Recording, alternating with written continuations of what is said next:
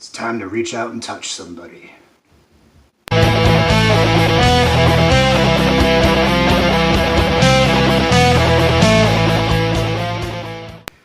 What's happening, YouTube? My name is Immortal Coil, and today we're going to be talking about an article with a seemingly random quote from Samuel L. Jackson, Nick Fury, in the Marvel Universe.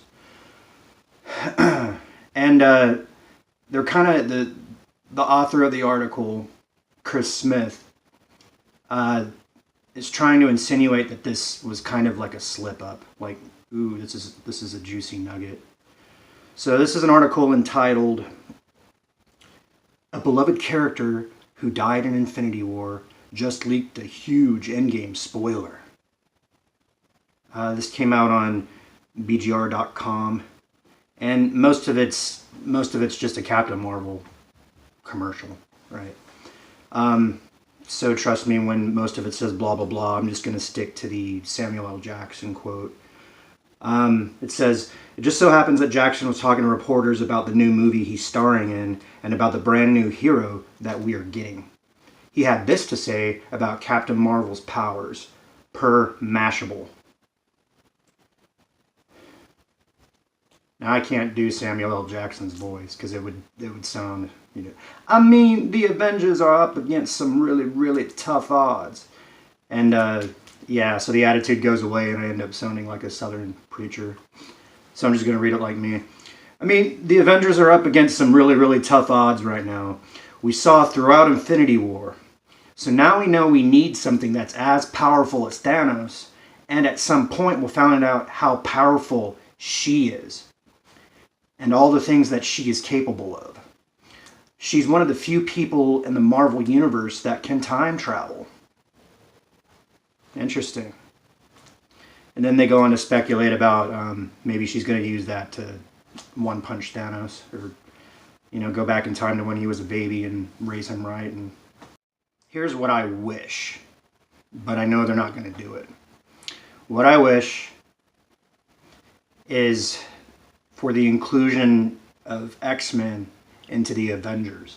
Okay, X-Men and Avengers have always crossed, and in significant ways. Many members of the X-Men team were Avengers.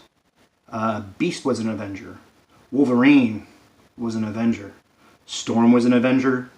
Rogue was an Avenger, and we'll get to Rogue in a minute. X-23 was an Avenger. Cable was an Avenger. And it's not just limited to the good guys, okay? Sabretooth was an Avenger. Quicksilver was an Avenger. Scarlet Witch was an Avenger. And even Deadpool was an Avenger. Now, it seems more likely that Deadpool might make a guest appearance in Endgame if any X-Men universe people are to be utilized. But I guess we'll just have to wait and see. My favorite X-Man is obviously Wolverine. I don't know if you can tell. But Wolverine has had extensive encounters with Avengers and S.H.I.E.L.D. Scarlett Johansson's character is revealed in Wolverine Origins that he's the one who found her, right? He talks to Nick Fury all the time. Actually, in Origins, he ends up accidentally stabbing him while he's having a mental flashback. He goes into Berserker Rage.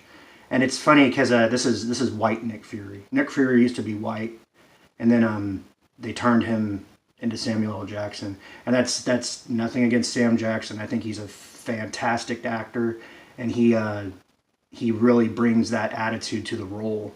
So hopefully hopefully Captain Marvel isn't the origin story of how he was a cool normal guy, and then he lost his eye, and then he turned into a hard ass. We're gonna have to see. We're gonna have to see how they treat him.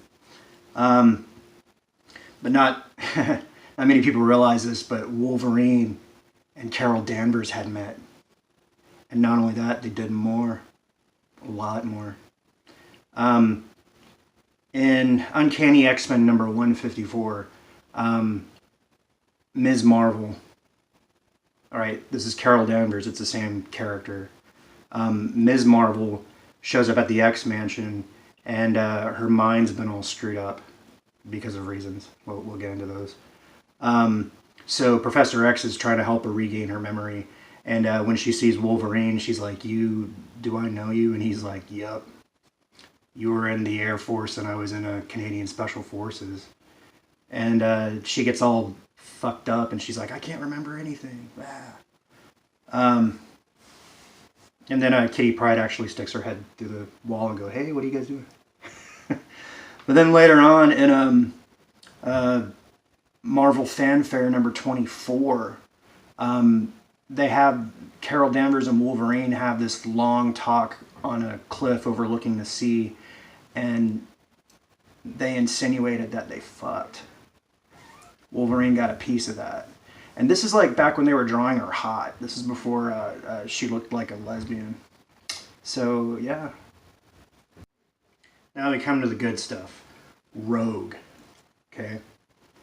Rogue and Carol Danvers in Avengers Annual number 10. And this is going back to the Chris Claremont era. Actually, all of the ones I've been talking about were Chris Claremont era.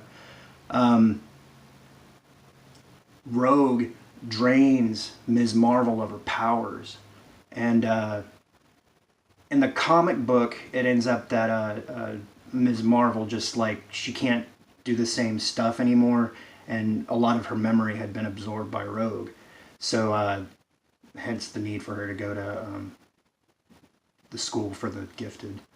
And then of course there's a classic X-Men cartoon, season 2 episode 9, where they actually dramatize that. Except in the cartoon, Carol Danvers ends up in a coma, and that's a great idea.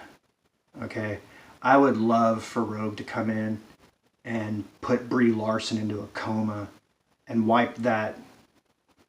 Well, she doesn't really have a look on her face, does she? We'll shut her eyes for a little bit, and then we could get the Rogue who flies, and I'm coming to get you, sugar. All that kind of stuff. But they're not going to do that. I think that they've invested too much energy into portraying her as a strong woman. So they're not just going to let her get drained like that.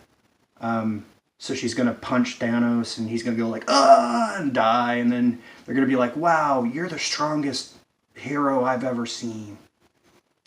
Yeah. And then the movie's going to be over, and it's going to be like, yay, Captain Marvel. I'm Immortal Coil. Like, subscribe, drop a comment. Let me know what you want to see covered on future editions of Savage Spirituality. Share the video if it tickled your share video bone. And remember, you can't always get what you want. But if you try sometimes,